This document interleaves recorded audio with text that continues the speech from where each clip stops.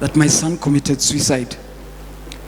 And he committed suicide on my veranda, and my 2 small children are the ones who found him. And they kept telling me, "Mami, come and see, kuna game mbaya Chichi anacheza." And it was a Sunday evening and we had just had supper. And I thought that it was just one of his antics because he was a difficult boy. He became very difficult after he failed his Form 4 exams.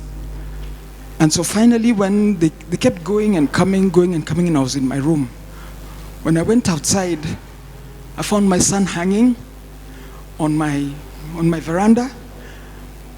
And the most wicked sight in my life is to see his tongue hanging almost up till here. Because he had...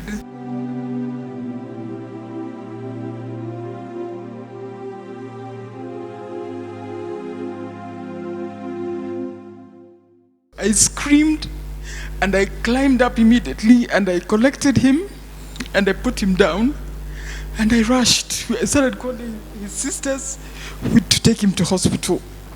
So we rushed to hospital, but when we reached there, the hospital told us that nobody actually was doing anything. They checked it. I told them to put him on oxygen because he was lacking oxygen and his fingers had become gray because there was no oxygen. That usually happens after 2 minutes or about 6 minutes of lack of oxygen in the body. So I walked out and I just went and I told God, "God, please help me. Please help me."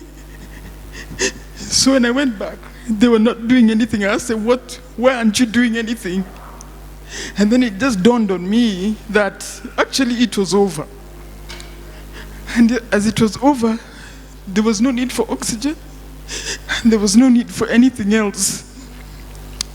And so we had to wait there until we reported to the chief, reported to Embakasi police, and wait until about 3 o'clock when the police vehicle came to take my son and put him in a vehicle car and take him to the mortuary. That is the most wicked, hateful thing that you'll ever need to see. Youth, hakuna kitu ngumu sana ile huwezi kuongea. There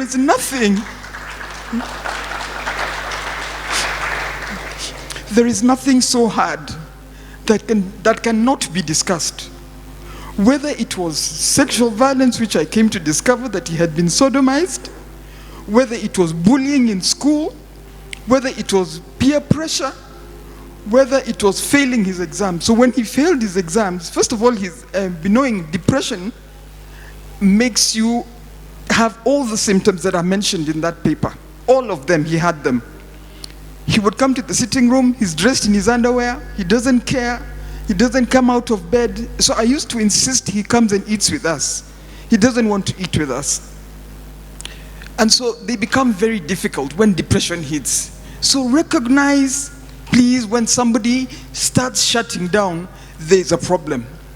This boy had grown up as a very healthy, loving, fun-loving boy, full of love, full of laughter, full of jokes.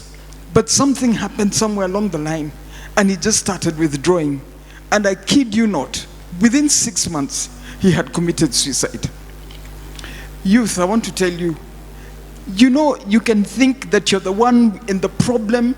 There's a place you will reach, you will be unable to pull yourself out again.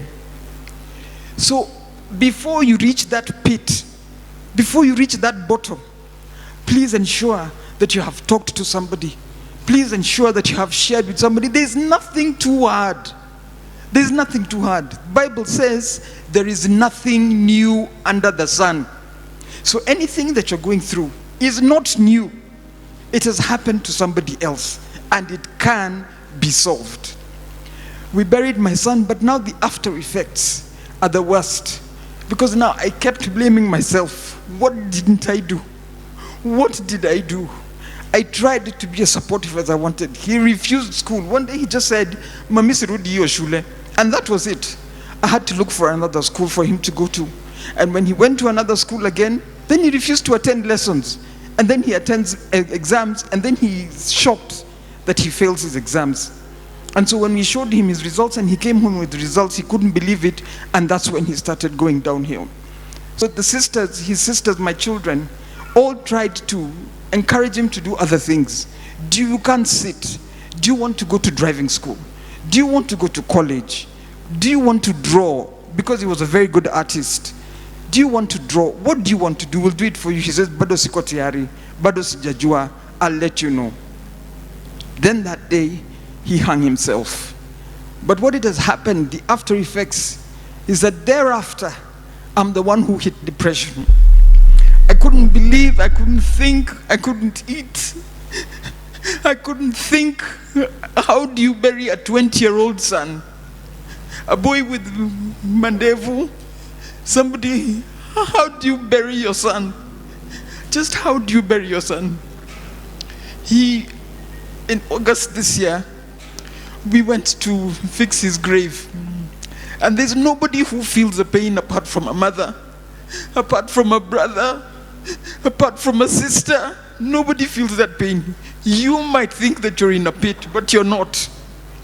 There is always help. I want to thank the government for making mental health a priority, because we would have lost so many.